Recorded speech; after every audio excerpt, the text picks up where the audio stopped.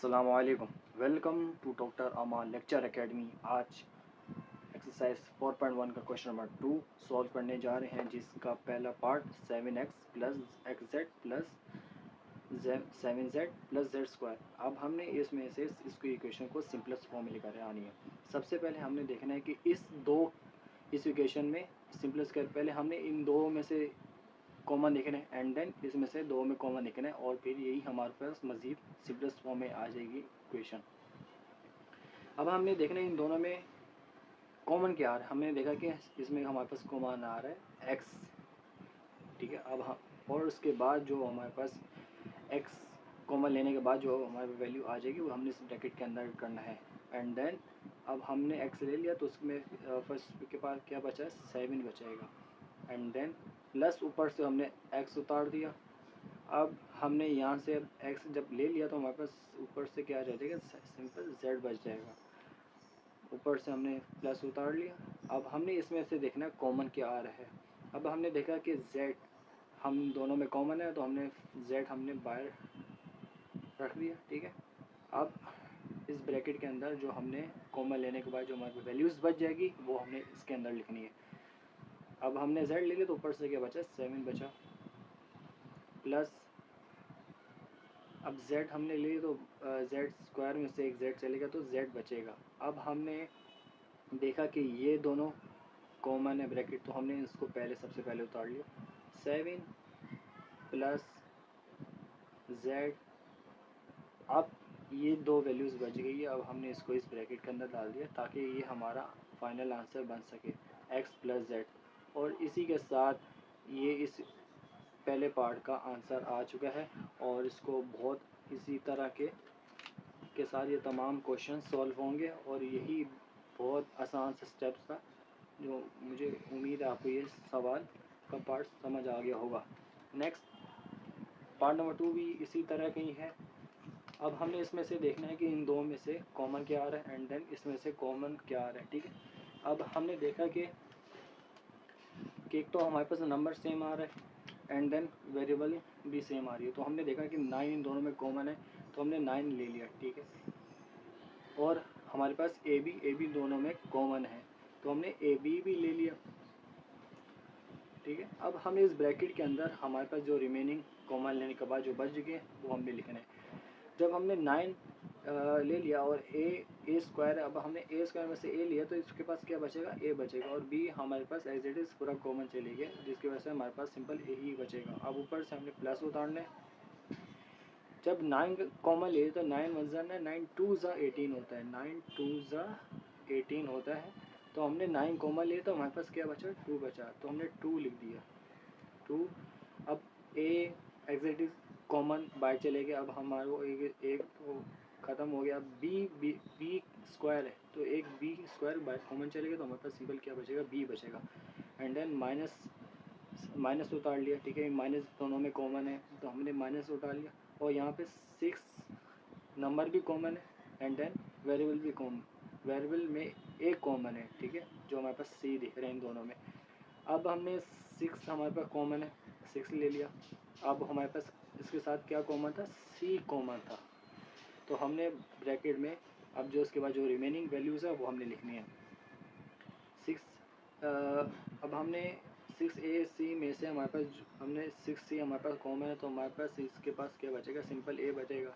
और जब हमने बाहर माइनस लिया तो अंदर कॉमन क्या आएगा प्लस आ जाएगा क्योंकि बाहर ले लिया तो हमारे पास सिंपल अंदर क्या बचेगा प्लस बचेगा, प्लस माइनस यहाँ पे माइनस बनता है, ठीक है। अब 12 6 2 ज़ा 12 होता है तो हमारे पास क्योंकि 6 बाहर कॉमन ले लिया है जिस तरह 6 2 ज़ा 12 होता है तो हमने 6 बाहर कॉमन ले लिया तो हमारे पास क्या बचेगा सिंपल 2 बचेगा।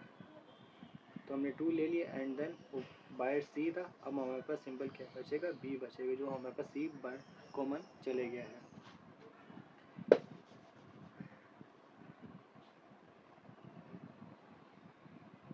ठीक है। अब ये दो ब्रैकेट हमारे पास सेम है तो हमने इसको आंसर में सबसे पहले लिख दिया 2b क्योंकि दोनों कॉमन है तो हमने एक बार इसको लिख दिया। अब हमारे पास इसी तरह ये दो बच गए। अब ये हमारे पास फाइनल आंसर का के आंसर में आ जाएंगे 9ab माइनस 6c। और इसी के साथ ये हमारा सेकंड पार्ट भी ख़त्म होता है। बिल्कुल इसी तरह की तरह सारे स्टेप इसी तरह पहले सवाल की तरह सॉल्व होंगे और ये भी सॉल्व हो चुका है। अब पार्ट 3 है, ये भी ही पहले दूसरे तरह की क्वेश्चन की तरह सेम है और हमने देखना है कि इन इक्वेशन में कॉमन क्या आ रहा है। तो हमने देखा कि पहले इन दो पार्ट में देखना है और इस इक्वेशन की फर्स्ट 2 में देखना है एंड देन 2 में देखना है इन दोनों में कॉमन क्या आ रहा है। तो हमने देखा कि एक तो सिंपल 6 कॉमन आ रहा है और बाकी वेरिएबल में कोई कॉमन नहीं आ रहा, तो हमने सिंपल से 6 लिख दिया और ब्रैकेट के अंदर हमारे पास जो वैल्यू कॉमन आएगी वो हमने लिखना है। 6 हमने बाहर कॉमन लिया तो हमारे पास अंदर क्या बचा, टी बचा और माइनस का ऊपर ऐसी एज इट इज़ कॉमन आ जाएगा और 6 को 2 से करेंगे तो हमारे पास 2 आएगा 12। तो हमने p ऐसे ही एज इट इज़ आ जाएगा। सिंपल हमारे पास नंबर कॉमन है, वेरिएबल कॉमन नहीं है। ऊपर से प्लस एज इट इज़ ऊपर से नीचे आ जाएगा।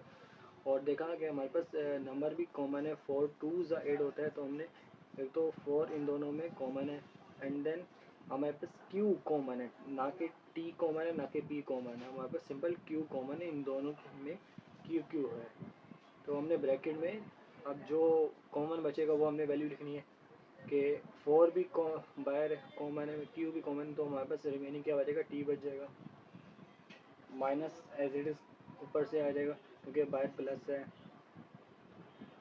एंड 4 2s 8 होता है तो हमने 2 ले लिया क्योंकि 4 इसमें कॉमन है और हमारे पास p ऐसे ही एज इट इज़ आ जाएगा और q हमारे पास कॉमन है।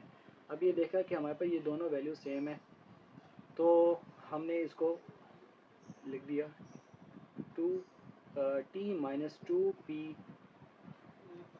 अब हमारे पास रिमेनिंग क्या बचा, 6 और 4 प्लस 4q, 6 प्लस 4q।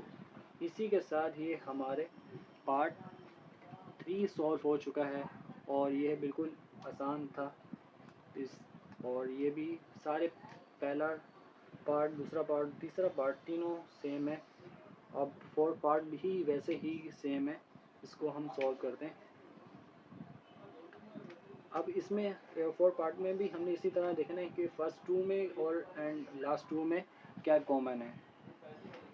तो हमने देखा कि हमारे पास ना फर्स्ट में नंबर कॉमन नहीं है और वेरिएबल कॉमन है, तो हमने देखा कि वेरिएबल में हमारे पास r कॉमन है, r इसमें भी एक r इधर भी है, तो हमने r कॉमन ले लिया तो हमारे पास रिमेनिंग क्या बचा वो देखते हैं। r हमने एज इट इज़ लिया तो यहाँ पर 1 बचेगा प्लस r हमने कॉमन लिया तो बचेगा क्या, 9 एंड s बचेगा। और हमारे पास इस लास्ट 2 में क्या बचेगा, एक तो लास्ट 2 में हमारे पास कॉमन क्या आ रहा है, माइनस और 7 और s कॉमन आ रहा है, तो हमने -7 s हमारे पास कॉमन है क्योंकि 7 9 से 63 होता है, तो लिहाजा हमारे पास 7 हमने कॉमन ले लिया और s हमारे पास दोनों में है।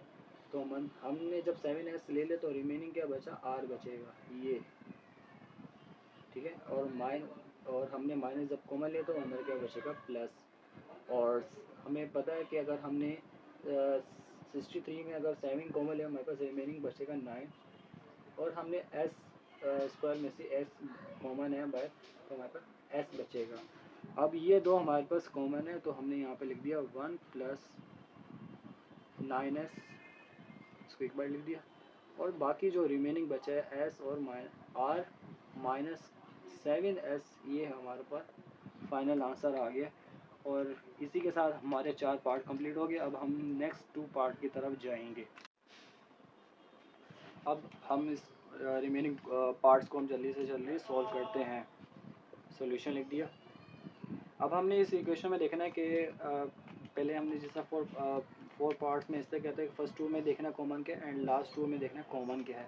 हमें फर्स्ट 2 में हमें साफ साफ दिख रहा है कि हमारे पास अपॉन में हमारे पास जो वैल्यू है वो इन दोनों में कॉमन है। हमारे पास 1/4 कॉमन है और ऊपर में हमारे पास कोई कॉमन नहीं है, इसी हमने फॉरन ब्रैकेट लगाई और फॉरन में जो रिमेनिंग आई वैल्यूज़ उसको हमने फॉरन तौर पर लिख दिया और जो हमारे पास ऊपर की जो वैल्यूज़ है वही हमारे पास रिमेनिंग है, जबकि हमारे पास ऊपर की वैल्यूज़ में हमारे पास कोई कॉमन नहीं है, जिसकी वजह से हमने इसको एज इट इज़ ऊपर की वैल्यूज़ को ऐसे ही लिख दिया। और लास्ट टू में हमने देखना कि इन दोनों में कॉमन क्या है, और हमने देखा कि तो माइनस माइनस लिख दिया, तो जिसके बाद माइनस अंदर की वैल्यूज़ का साइन चेंज होगा। और हमने देखा कि हमारे पास कॉमन में एक तो अपॉन 9 आएगा, दोनों में 9 कॉमन है, और ऊपर में हमारे पास जेड स्क्वायर, इन दोनों में जेड स्क्वायर कॉमन है और टी भी इन दोनों में कॉमन है, तो हमने जेड स्क्वायर टी लिख दिया। अब ब्रैकेट में हमारे पास जो रिमेनिंग वैल्यूज़ है उसको हमने लिखना है कि रिमेनिंग वैल्यूज़ में हमारे पास ऊपर में तो कुछ भी नहीं बचा, तो हमने सिंपल लिख दिया 1, ठीक है। और एक तो हमने बाहर माइनस कॉमन ली, तो अंदर का साइन चेंज होगा, तो हमारे पास अंदर का साइन चेंज होकर माइनस आ जाएगा, क्योंकि माइनस माइनस करेंगे जब सोल्व करेंगे तो प्लस आएगा, ठीक है। तो जेड स्क्वायर और टी ले लिया, तो हमारे पास सिंपल क्या बचेगा, 1 बचेगा। इसी के साथ ही हमारा 5 पार्ट सॉल्व हो चुका है, और इतना ही आंसर था। जस्ट ये सवाल को एक तरह मुश्किल टाइप का लिखा है, मगर ये उतना ही सबसे आसान वन लाइन आंसर है। और पार्ट 6 भी बिल्कुल ही एज इट इज़ वैसे ही है। अब हम इसी में देखना है फर्स्ट टू में क्या कॉमन है और लास्ट टू में क्या कॉमन है। हमने देखा कि फर्स्ट टू में कॉमन हमारे पास क्या आ रहा है, 11 आ रहा है, अपॉन में 11 1/11 आ रहा है, और 1 अपॉन एक तो 11 अपॉन में 11 कॉमन आ रहा है, और ऊपर में क्या कॉमन आ रहा है, 5 कॉमन है। 5 2 से 10 आता है, तो हमने देखा कि 5 को 2 से करेंगे 10 आता है, तो हमारे पास 5 इन दोनों में कॉमन है। एक तो हमने 5 कॉमन लिख दिया, और हमारे पास x कॉमन है, और यही कॉमन। अब हमने ब्रैकेट के अंदर लिखना है हमारे पास रिमेनिंग क्या बचा। 5 को 2 से करेंगे तो हमारे पास 5 कॉमन आ गया, तो हमारे पास रिमेनिंग क्या बचेगा, 2 बचेगा। x y कॉमन आएगी, जिसको हमारे रिमेनिंग y बचेगा, प्लस एज इट इज़ आ जाएगा। और 5 हमने कॉमन ले लिया, x भी हमने कॉमन ले लिया, बचा क्या हमारे पास, z बचा। अब इस लास्ट टू पार्ट्स में हमने देखा ना हमारे पास रिमेनिंग क्या बचा, एक तो माइनस कॉमन है, और ऊपर से एक तो हमारे पास नीचे फ्रैक्शन में हमारे पास 11 कॉमन है, ठीक है। ब्रैकेट डाल दिया ताकि आसानी हो जाए। एक तो हमारे पास 7 2 ज़ा 14 होता है, 7 2 ज़ा 14 होता है। अब हमने देखा है कि एक तो हमारे पास 7 कॉमन है और y कॉमन है। अब रिमेनिंग में देखना है हमारे पास बचा गया 7 2 ज़ा 14, तो हमारे पास रिमेनिंग 2 बचा, और हमारे पास z बच गया रिमेनिंग। एक तो हमने बाहर माइनस लिया, तो अंदर का साइन चेंज हो जाएगा, प्लस हो जाएगा, तो 7y हमारे पास कॉमन आ गया, रिमेनिंग क्या बचा, x। इसी के साथ हमारे क्वेश्चन 2 के तमाम पार्ट सॉल्व हो चुके हैं, और उम्मीद है कि आपको तमाम कोई पार्ट समझ आए होंगे, और आप हमारे चैनल को सब्सक्राइब करें, और ज़्यादा से ज़्यादा शेयर करें, और जो इस पार्ट समझ नहीं आया तो उसको कमेंट में आप ज़रूर मेंशन करें, और मैं इंशाल्लाह कोशिश करूँगा उस पार्ट को समझा सकूँ। बहुत शुक्रिया।